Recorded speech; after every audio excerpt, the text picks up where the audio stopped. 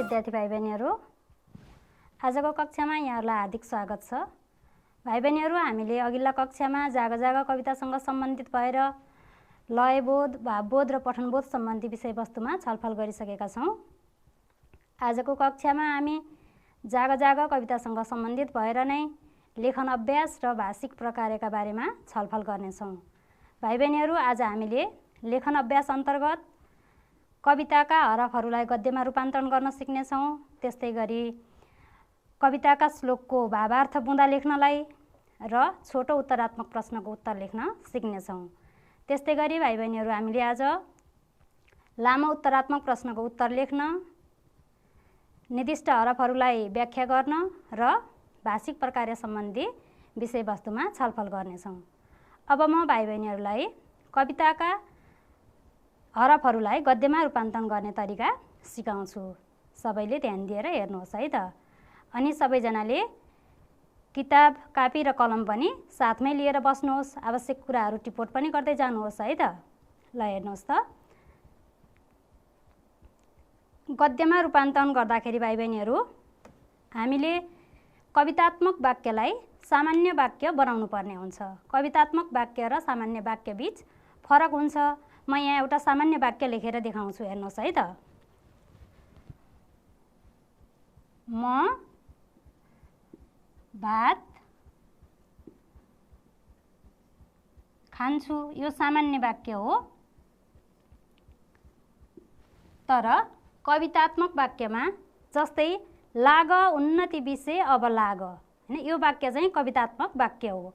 कवितात्मक वाक्यमा क्रियापद, कर्ता, कर्म, क्रम नमिलेर रहेको हुन्छ भने सामान्य वाक्यमा कर्ता, कर्म र क्रियापद क्रमसँगै मिलेर रहेको हुन्छ। भाइ बहिनीहरू, हामीले यसरी आज कविताका हरफहरूलाई सामान्य वाक्यमा रूपान्तरण गर्न सिक्छौँ। जस्तै अब हामीले वाक्य बनाउँदाखेरि म खान्छु भात भनेर वाक्य बनाउँदाखेरि त यो वाक्यको अर्थ हुँदैन है। म खान्छु भात भन्दाखेरि यो वाक्यको अर्थ मिल्यो त, अथवा वाक्यको क्रम मिल्यो त, मिलेन है। त्यो कारणले गर्दा सबभन्दा पहिला हामीले कर्ता लेख्नु पर्यो, अनि त्यसपछि कर्म राख्नु पर्यो, अनि क्रियापद है।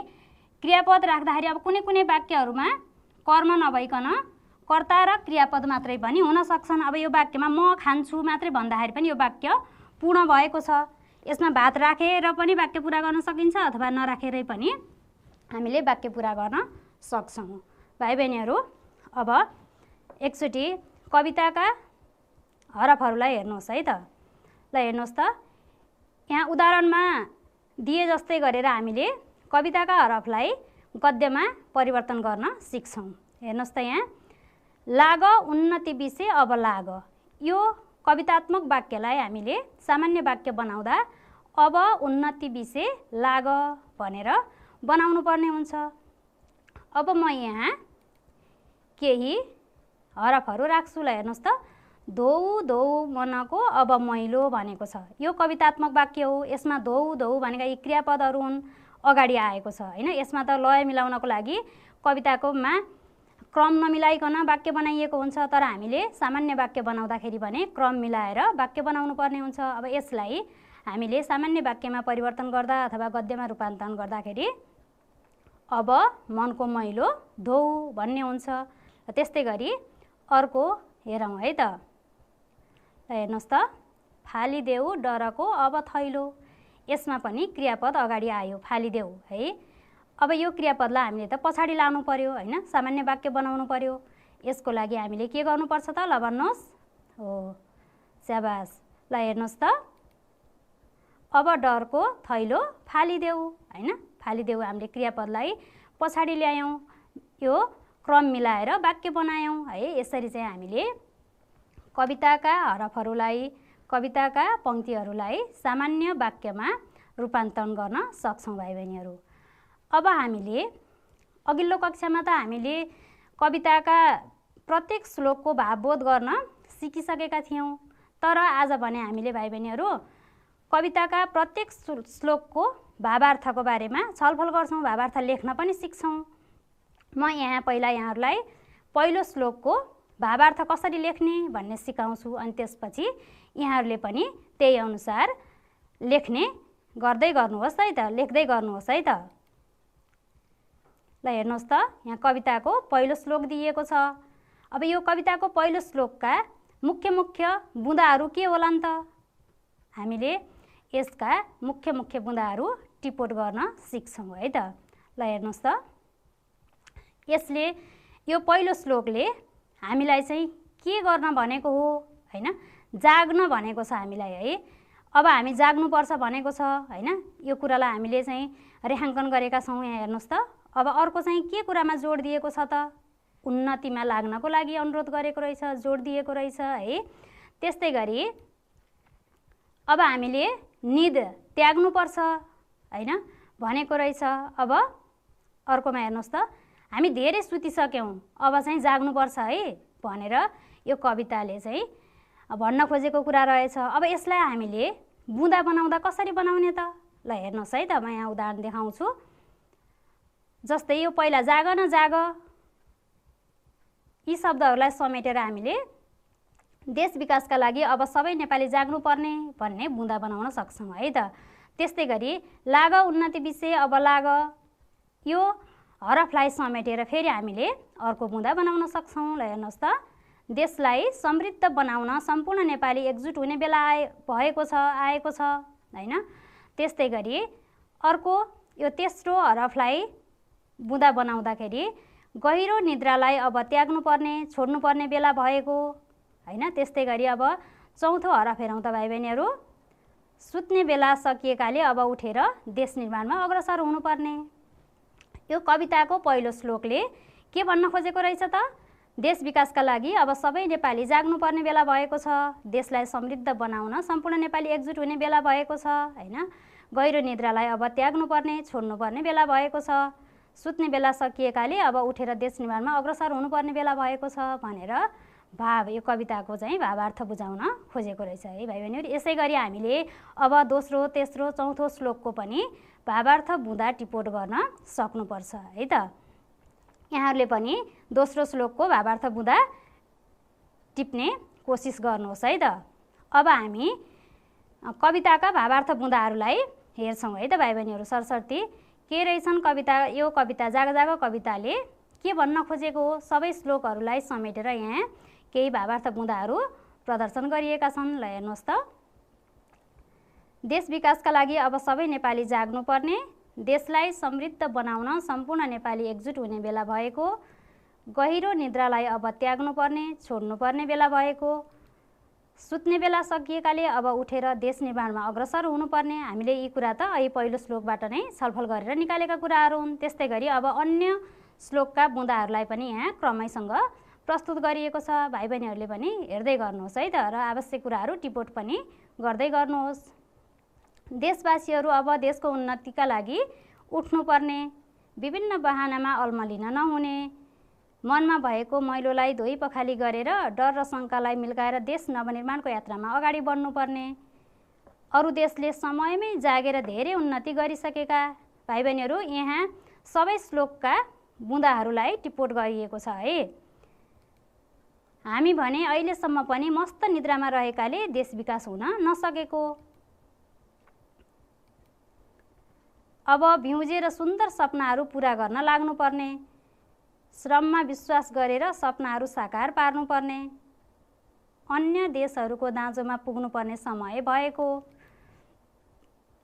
बुझेर मनन गरेर समयमै उठेर जाग्नुपर्ने र देशको उन्नतिमा एकजुट भएर लाग्नुपर्ने, अहिलेसम्म जे जस्तो भए पनि त्यो समय बितिसकेको समय अब फर्केर नआउने भएकाले सम्पूर्ण नेपालीहरूले आफ्नो आँखा खोल्नुपर्ने बेला भएको, हामीले कति पनि समय खेर नफाली देश विकासको निम्ति हातेमालो गर्दै अगाडि बढ्नुपर्ने। भाइ बहिनीहरू यहाँसम्म हामीले कविताका पहिलोदेखि 6औं श्लोकसम्मका बुँदाहरूलाई टिपोट गरेका छौँ। भाइ बहिनीहरूले पनि प्रत्येक श्लोकको भावार्थ बुँदा टिप्दै गर्नुहोस् है त। अब यी बुँदाहरूलाई समेटेर भाइ बहिनीहरू हामीले सारांश लेख्छौँ अथवा यो कविताको सार के हो यसका बारेमा छलफल गर्छौँ। ल हेर्नुहोस् त, जाग जाग कविताको सार हैन, यसले भन्न खोजेको के हो त अथवा हामीलाई के सन्देश दिन खोजेको छ भन्ने विषयमा हामी छलफल गरौँ। अब देश विकासका लागि देशवासीहरू उठ्ने र जाग्ने बेला भएको छ। अहिलेसम्म जति गहिरो निद्रामा सुत्नु थियो सुतिसक्यौँ। अब आलस्य र निराशालाई त्यागेर देश निर्माणका निम्ति एकजुट हुनुपर्छ। देशवासीहरू अब देशको उन्नतिका लागि उठ्नुपर्छ। हामीहरू विभिन्न बहाना बनाएर देशको विकासमा लाग्न अल्मलिएका थियौँ। अब हामीले आफ्नो मनमा भएको मैलोलाई धोइ पखाली गरेर देश निर्माणको अभियानमा लाग्नुपर्छ। मनमा भएको डर र शङ्कालाई मिल्काएर नवनिर्माणको यात्रामा अगाडि बढ्नुपर्छ। अन्य देशका मानिसहरू बेलैमा जागेर देश विकासमा जुटेकाले निकै प्रगति गरिसके। हामी भने अहिलेसम्म पनि सानातिना कुरामा अल्झिएर बसेका छौँ, जसले गर्दा हाम्रो देशमा विकासले गति लिन सकेको छैन। अब भने हामी आलस्यलाई त्यागेर देश विकासका निम्ति एकजुट हुनुपर्छ। अहिलेसम्म हामी गहिरो निद्रामा छौँ, निदाएर सपना देखिरहेका छौँ। तर अब यो समय त बिउजेर हाम्रा सुन्दर सपनाहरू पुरा गर्न लाग्नुपर्ने समय हो। श्रममा विश्वास गरेर सपनाहरू साकार पार्नुपर्ने बेला हो। त्यसैले अब हामी जागौँ र देशको उन्नतिमा लागौँ। आलस्य र अचेतना रूपी निद्रालाई त्यागेर अघि बढौँ। अब हामी अन्य देशहरूको दाँजोमा पुग्नुपर्छ। यो समय भनेको देश विकासमा लाग्ने समय हो। हामी सम्पूर्ण देशवासीले त्यसलाई बुझेर मनन गरेर समयमै उठेर जाग्नुपर्छ र देशको उन्नतिमा एकजुट भएर लाग्नुपर्छ। अहिलेसम्म जे भयो भयो, जति बित्नु थियो बितिसक्यो, अब फर्केर आउँदैन। अब भने हामी सम्पूर्ण नेपालीहरूले आफ्नो आँखा खोल्नुपर्छ। अन्य देशहरूको दाँजोमा पुग्नको लागि हामीले कति पनि समय खेर नफाली देश विकासको निम्ति हातेमालो गर्दै अगाडि बढ्नुपर्छ। देशको मुहार फेर्नुपर्छ। देशलाई समृद्ध बनाउन कम्मर कसेर लाग्नुपर्छ। भाइ बहिनीहरू, हामीले कविताका श्लोकहरूबाट भावार्थ बुँद टिपोट गर्न सिक्यौँ। तिनै बुँदाको आधारमा सारांश लेख्न पनि सिक्यौँ। अब भाइ बहिनीहरूले पनि घरमा आफूहरूले ती श्लोकका आधारमा बुँदा टिपोट गर्नुहोस् र सारांश पनि लेख्नुहोस् है त। भाइ बहिनीहरू, अब भने हामी पाठसँग सम्बन्धित भएर छोटो उत्तर आउने प्रश्नको बारेमा छलफल गर्छौँ। भाइ बहिनीहरूले अघिल्ला कक्षाहरूमा पनि छोटो उत्तर कसरी लेख्ने भन्ने विषयमा जानकारी त लिइसक्नु भएको छ। फेरि आज हामी जाग जाग कवितासँग सम्बन्धित भएर कसरी छोटो उत्तर लेख्ने भन्ने बारेमा छलफल गर्छौँ। भाइ बहिनीहरू, हामीले पाठ्यपुस्तकमा भएका पाठहरू पढ्दाखेरि पनि र परीक्षामा आधारित भएर उत्तर लेख्दाखेरि पनि विशेष गरी हामीलाई परीक्षामा अथवा अन्य बेलामा पनि एउटा यस्तो श्लोक दिइएको हुन्छ र तिनै श्लोकको आधारमा हामीले प्रश्नहरूको उत्तर लेख्नुपर्ने हुन्छ। त्यहाँ प्रश्नहरू श्लोक दिएर अनि प्रश्नहरू राखिएको हुन्छ र तिनै प्रश्नहरूको आधारमा त्यही श्लोकसँग सम्बन्धित भएर नै उत्तर लेख्नुपर्ने हुन्छ। भाइ बहिनीहरू, छोटो प्रश्नको उत्तर लेख्दा हामीले 1 देखि 2 वाक्यसम्मका उत्तरहरू लेख्नुपर्छ। ल, यो श्लोक पढेर यहाँ सोधिएका प्रश्नहरूको उत्तर लेख्न सिक्छौँ है त अब हामीहरूले। ल हेर्नुहोस् त, यहाँ केही प्रश्नहरू राखिएका छन्। भाइ बहिनीहरूले आवश्यकता अनुसार आफ्नो कापीमा टिपोट पनि गर्दै जानुहोस् है त। ल हेर्नुहोस् त प्रश्नहरू। कविले कसलाई उठ जाग भनेका हुन्? यही श्लोकको आधारमा छ है भाइ बहिनीहरू यी प्रश्नहरू। ल हेर्नुहोस् त, कविले के का लागि लाग्न आग्रह गरेका छन्? अर्को प्रश्न है, हामीले अब के को थैलो फाल्नुपर्छ?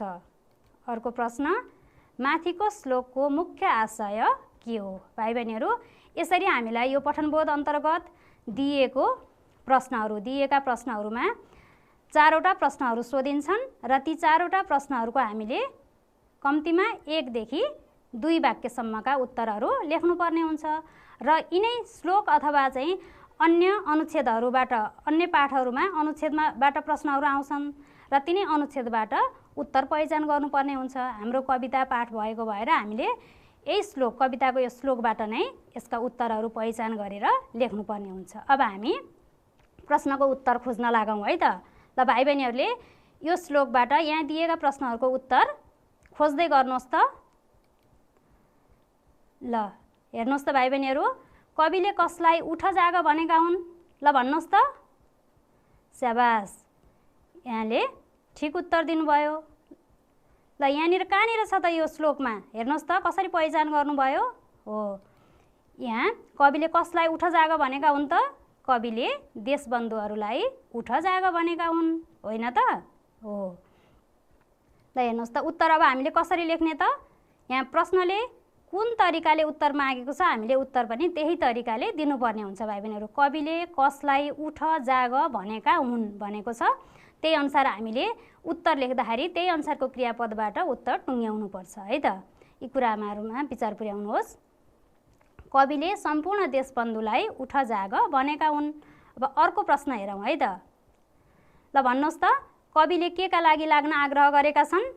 हो, भाइ बहिनीहरूले सही उत्तर थाहा पाइसक्नु भएको छ। यसको उत्तर कुन चाहिँ हरफमा छ होला? ल हेर्नुहोस् त, देशबन्धुहरू हो, उठ जाग, लाग उन्नति विषय, अब लाग। कहाँनिर छ यसको उत्तर? ल हेर्नुहोस् त।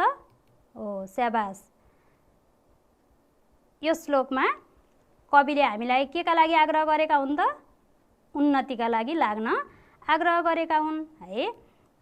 ल हेर्नुहोस् त, कविले देशको उन्नतिका लागि लाग्न आग्रह गरेका छन्। यहाँ कविले के का लागि लाग्न आग्रह गरेका छन् भनेको छ, त्यही अनुसार हामीले कविले देशको उन्नतिका लागि लाग्न आग्रह गरेका छन्। यहाँ प्रश्न कसरी सोधिएको छ त्यही आधारमा उत्तर लेख्न नबिर्सनुहोस् है त। फेरि अर्को प्रश्न हेरौँ त भाइ बहिनीहरू। हामीले अब के को थैलो फाल्नुपर्छ? ल हेर्नुहोस् त, यो श्लोकमा कहाँनिर छ उत्तर? हो, स्याबास।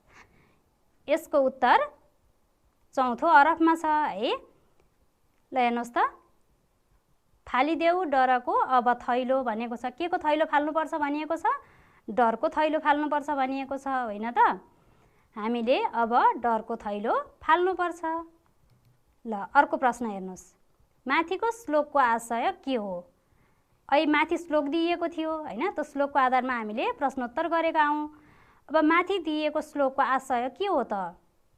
त्यो श्लोकले भन्न खोजेको कुराहरू के हो होइन, कुराहरू के हुन् त? ती कुन कुन विषयवस्तुमा भन्न खोजेको छ श्लोकले भन्ने कुरा हामीले अब यहाँ पहिचान गर्नुपर्ने हुन्छ। श्लोकको आशय भनिसकेपछि त हामीले यो श्लोक पुरैसँग सम्बन्धित भएर यसको आशय अथवा भाव लेख्नु पर्यो भाइ बहिनीहरू होइन त। हो, ल हेर्नुहोस् त, अब यो श्लोकले देशबन्धुहरूलाई उठ्न जाग्न आग्रह गरेको छ होइन, अनि उन्नतिमा लाग्न आग्रह गरेको छ, आफ्नो मनको मैलोलाई धुन आग्रह गरेको छ होइन, त्यस्तै गरी डरको थैलो फाल्नलाई आग्रह गरिएको छ भनेपछि हामीले त्यही अनुसार मिलाएर उत्तर लेख्नुपर्छ। ल हेर्नुहोस् है त उत्तर। माथिको श्लोकको आशय सम्पूर्ण नेपाली देशवासीले आफ्नो मनको मैलो धोएर मनको डर हटाएर देश विकासका निम्ति अग्रसर हुनुपर्छ भन्ने हो है भाइ बहिनीहरू। हामीले छोटो उत्तर आउने प्रश्न कसरी लेख्ने भन्ने बारेमा पनि जानकारी लिइसकेका छौँ। अब यहाँहरूले पनि त्यसरी नै प्रश्नको उत्तर लेख्ने अभ्यास गर्नुहोस् है त भाइ बहिनीहरू। अब हामी अहिलेसम्म सिकेका विषयवस्तुहरूमा आधारित भएर केही अभ्यास गर्छौँ है त। ल हेर्नुहोस् त, यहाँ केही प्रश्नहरू दिएका छन् र ती प्रश्नहरूको उत्तर लेख्नुपर्ने हुन्छ भाइ बहिनीहरूले। ल सबैजनाले आफ्नो कापीमा प्रश्न सार्नुहोस् है त, अनि उत्तर लेखेर आफ्ना अभिभावक अथवा आफ्ना शिक्षकहरूलाई पनि देखाउनुहोस् है त। ल हेर्नुहोस् त, अब हामीले के खोल्नुपर्छ? अर्को प्रश्न हेर्नुहोस्। को जागे मनको मैलो किन धुनुपर्छ? यो चाहिँ अगाडि हामीले भावार्थ र कविताको सारांशको बारेमा छलफल गरेका थियौँ। तिनै पाठसँग आधारित भएर यी प्रश्नहरू सोधिएका छन् भाइ बहिनीहरू। त्यही भएर यहाँहरूले यी प्रश्नका उत्तरहरू हेर्नको लागि कवितामा हेर्नु पर्यो, कविताका श्लोकहरू पढ्नु पर्यो। यहाँ कुनै एउटा श्लोक दिइएको छैन होइन, यी पाठबाट नै प्रश्नहरू राखिएका छन्। ल अब यसको उत्तर के हुन्छ होला त? ल हेर्नुहोस् त, अब हामीले के खोल्नुपर्छ? कविले हामीलाई के खोल्नुपर्छ भनेका छन्? हो, स्याबास। कविले अब हामीले आफ्नो आँखा खोल्नुपर्छ। हामी सधैँ चाहिँ सुतेर निदाएर बसेर हुँदैन। अरू देशले कति प्रगति गरिसके हामीले त्यो कुरा देखेको नदेखेको गर्नु हुँदैन। अब हामी जुट्नुपर्छ भनेका छन्, आँखा खोल्नुपर्छ भनेका छन् होइन त। हो, स्याबास। ल हेर्नुहोस् त, अब हामीले नयन आँखा होइन, आँखा भनेको के हो त? नयन हो, पर्यायवाची शब्द। हामीले उस्तै अर्थ दिने शब्द हुने निहरू हामीले शब्दार्थमा पनि यी कुराहरूको छलफल गरिसकेका छौँ।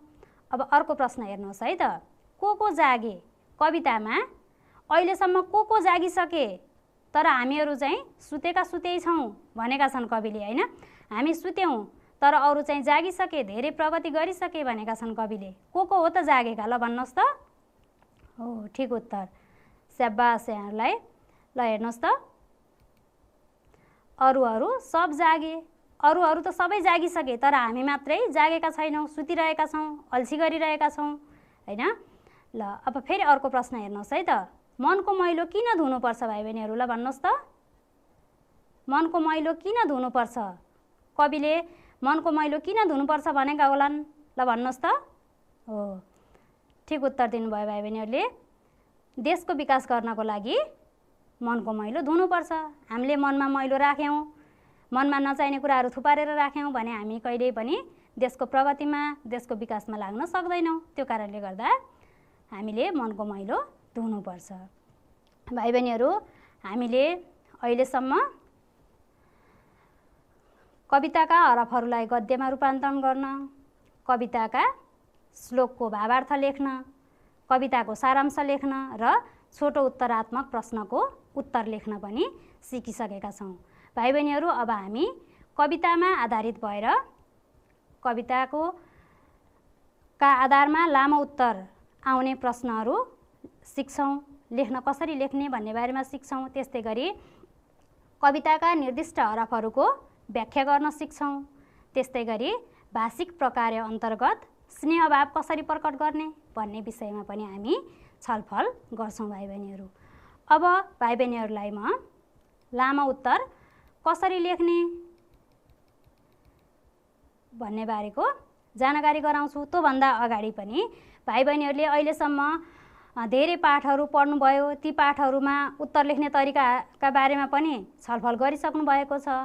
उत्तर लेख्दाखेरि के कुरामा ध्यान दिनुपर्छ भन्ने कुराहरू पनि यहाँहरूले थाहा पाइसक्नु भएको छ। ल एकचोटि सोच्नुहोस् त, लामो उत्तर लेख्दा कुन कुन कुरामा विचार पुर्याउनुपर्छ? हो, पक्कै पनि हामीले लामो उत्तर लेख्दा केही कुराहरूमा ध्यान दिनुपर्छ हैन। पहिला चाहिँ हामीले के गर्नुपर्छ भाइ बहिनीहरू? हो, पहिला चाहिँ पाठ पढ्नु पर्यो स्पष्ट नभएसम्म, किनभने हामीले त पाठको आधारमा लामो उत्तर लेख्ने हो हैन। त्यो कारणले गर्दाखेरि पाठले के भन्न खोजेको छ, पाठमा कस्ता कस्ता विषयवस्तुहरू समावेश गरिएका छन् भन्ने कुरा बुझ्नको लागि हामीले पाठलाई स्पष्ट नभएसम्म, नबुझेसम्म पटक पटक पढ्नुपर्छ है। अनि त्यसपछि प्रश्नले कस्तो उत्तर खोजेको हो त, अथवा त्यो प्रश्नले खोजेको उत्तर पाठको कुन कुन भागमा छ, कहाँ छ हैन, त्यसको विचार गर्नुपर्छ। अब कविताबाट प्रश्न सोधिएको छ भने कविताका कुन कुन श्लोकहरूमा त्यो प्रश्नको उत्तरहरू समेटिएको छ होला त हैन। त्यस्तो कुरामा चाहिँ हामीले विचार पुर्याउनु पर्ने हुन्छ भाइ बहिनीहरू।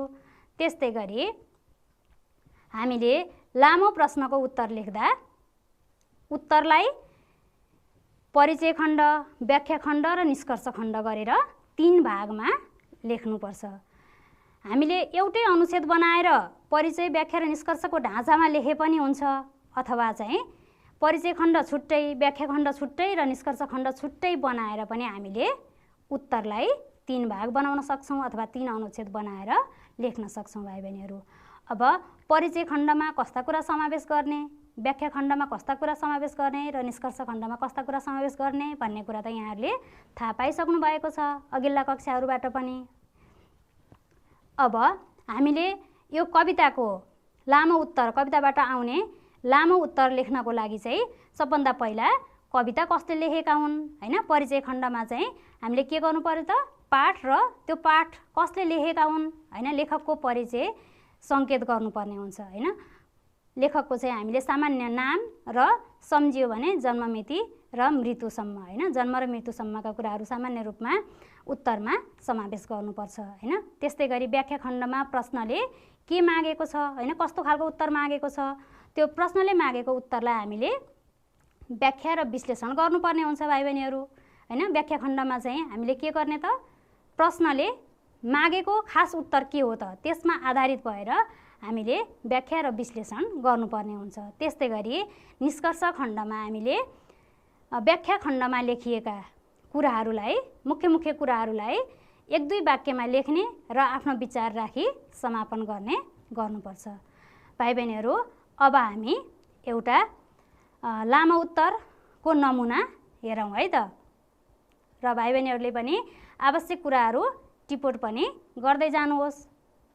ल हेर्नुहोस् त, यहाँ एउटा लामो उत्तर लेखेको नमुना छ। प्रश्न हेर्नुहोस् त, जाग जाग कविताले दिन खोजेको सन्देश के हो? कविताका आधारमा व्याख्या गर्नुहोस् भनिएको छ। अब हामीले जाग जाग कविता भर्खरै पढ्यौँ होइन। अब यो जाग जाग कविताले हामीलाई होइन के सन्देश दिन खोजेको छ त? अब कविताका आधारमा भनेको कविताका ती 6वटै श्लोकमा हामी आधारित भएर लेख्नु पर्यो उत्तर। सन्देश के हो? हामीलाई खास दिन खोजेको सन्देश के हो त? कविताले के गर्नुपर्छ, के गर्नु हुँदैन होइन, अरूले के गरिसके अब हामीले के गर्नुपर्छ भन्ने जस्ता उत्तर मागेको छ यसले होइन। हामीलाई कविताले त्यही सन्देश दिन खोजेको छ। त्यो कारणले गर्दा हामीले अब यसलाई आदि, मध्य र अन्त्यको ढाँचामा अथवा परिचय खण्ड, व्याख्या खण्ड र निष्कर्षको खण्डको ढाँचामा चाहिँ हामीले उत्तर लेख्छौँ है। अब यसमा के कुरा समावेश गर्ने, के गरिएको छ ल हेर्नुहोस् है त।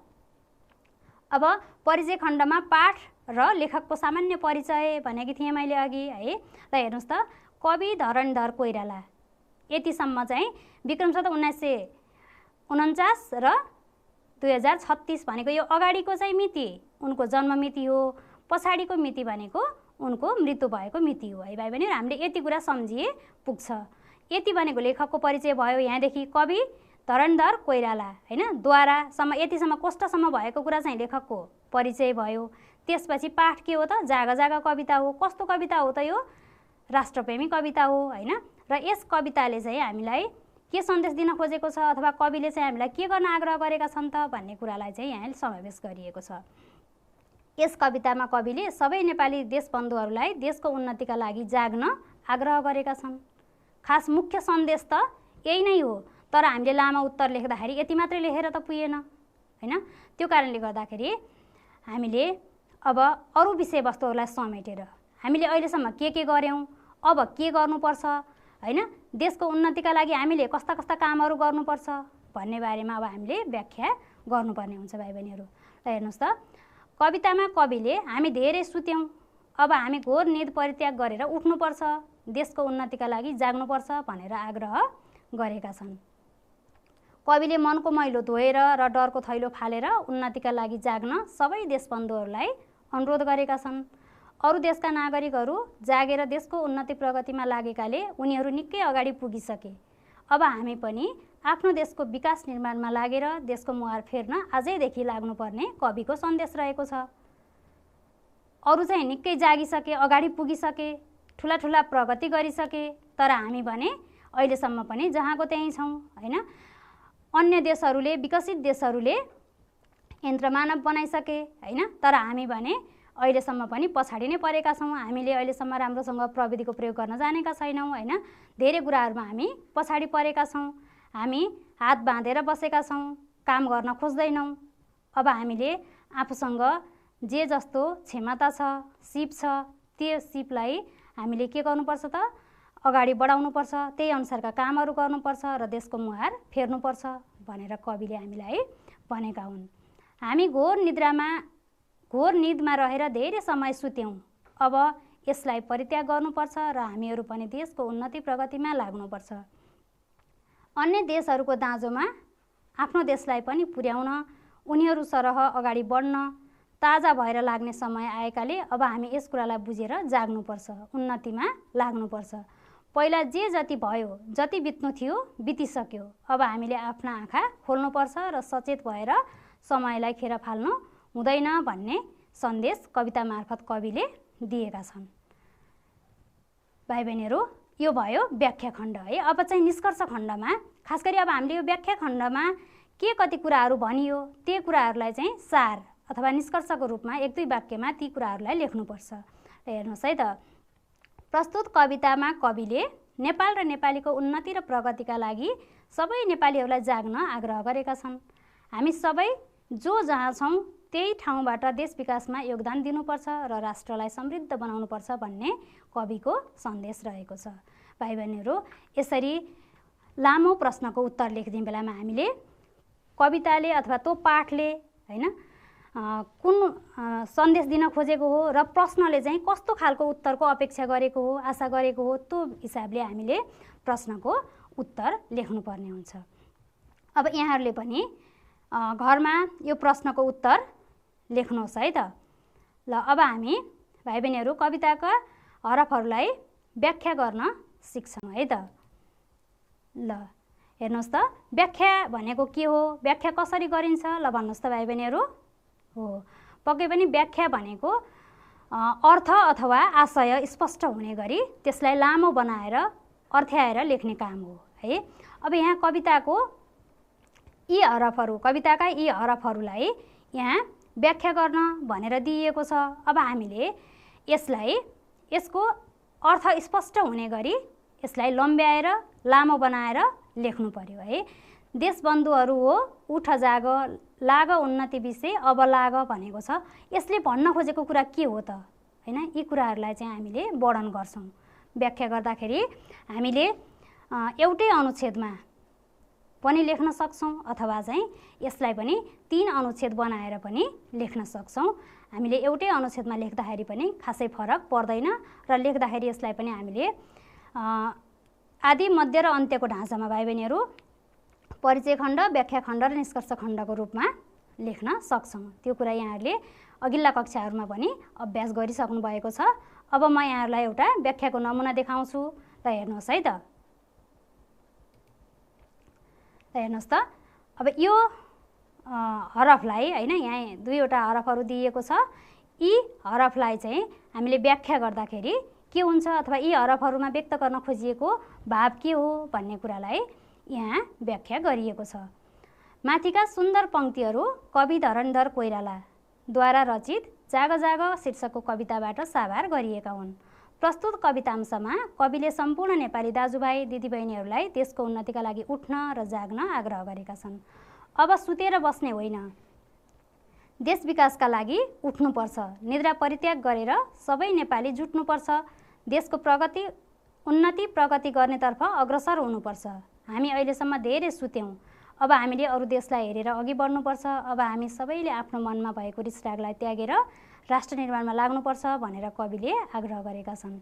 यस प्रकार माथिका पंक्तिहरूमा कवि धरणधर कोइरालाले सम्पूर्ण देशबन्धु नेपालीहरूलाई उठ्न, जाग्न र देशको उन्नतिमा लाग्न आग्रह गरेका छन्। ल भाइ बहिनीहरू हेर्नुहोस् त, यो चाहिँ एउटै अनुच्छेदमा लेखिएको छ है।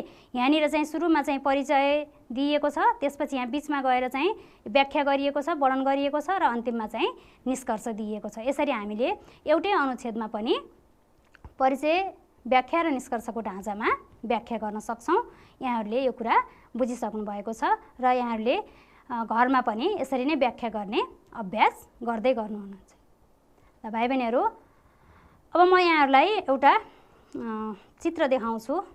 ल हेर्नुहोस् त, यहाँ 3वटा चित्रहरू छन्। यसमा चाहिँ के देखाउन खोजिएको होला, ल हेर्नुहोस् त, अनुमान गर्नुहोस् त। यो पहिलो चित्रमा के गरिएको छ, दोस्रोमा र तेस्रोमा हेर्नुहोस् त। हो, यो चित्रमा यहाँ आमाले आफ्नो बच्चालाई माया गरेर काखमा राखेको देखाइएको छ।